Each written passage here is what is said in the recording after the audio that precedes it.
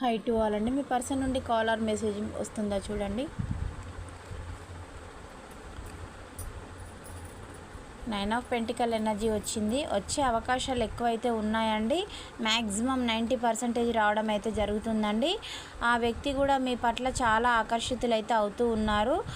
మీకు అడిక్ట్ అయిపోయి అయితే ఉన్నారు. మీరు ఏం చేస్తూ ఉన్నారు, మీ లైఫ్లో ఏం జరుగుతుందని తెలుసుకుంటూ ఉన్నారండి. మిమ్మల్ని సెర్చ్ చేస్తూ ఉన్నారు.